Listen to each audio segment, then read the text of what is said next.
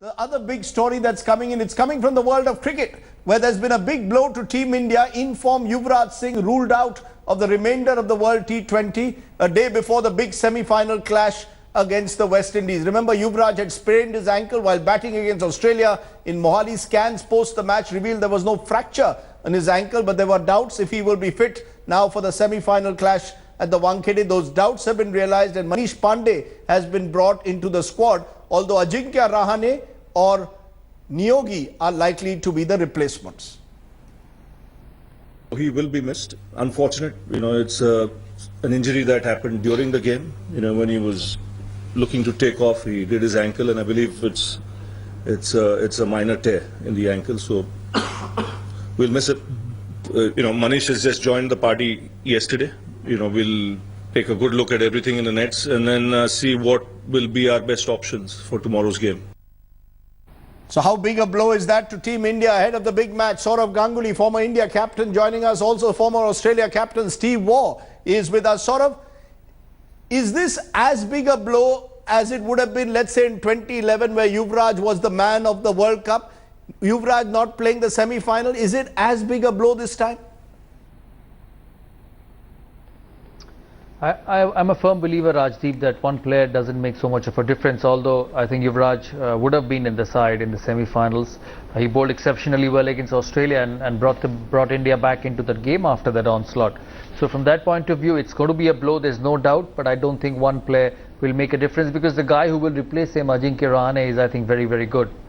It's a team sport, and I would have said the same thing in 2011 as well when Yuvraj was such an outstanding player of the tournament.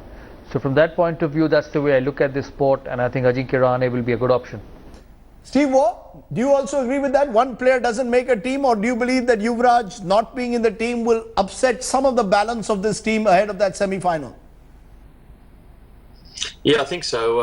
Obviously, they're going to lose the experience of Yuvraj not being there, but I'm not sure his batting is at the peak of his powers, so it may not be as big a loss as you might imagine. I think Rahane is an excellent player. We've already seen that they're technically proficient players such as Joe Root, Virat Kohli. They're the guys that have been scoring heavily in this tournament. So I think a player with good technical ability will play a part in the semis and finals. So I think Rahane will slot in that side nicely. He'll give some solidarity. He doesn't need to change his game too much to score runs. The outfields are quick. Assuming the wicket's going to be good, I think he'll be a valuable addition to the side, and I think he'll actually strengthen the Indian side. Just one more question, Saurav. Do you believe that Ajinkya Rahane is the best person to replace Yuvraj? There's been some talk that Mahendra Singh Dhoni would prefer a spinner in Pawan Negi because of the West Indians perhaps being weak against spin, strengthen the bowling rather than batting in that match in Mumbai tomorrow? Yeah, I think so, because I think India needs batting in the middle. The batting has not been at its best other than Virat Kohli. So they need a bit of cover up there. I think they've got enough bowling. If they need to play Pawan Negi, and that will only happen if MS Dhoni feels the wicket will spin. If that's the case, maybe I would leave out one of the seamers and play Pawan Negi and make Hardik Pandya open with the new ball. In any case, Ashwin's going to open with the new ball. So from that point of view, India will have another spin option in the middle.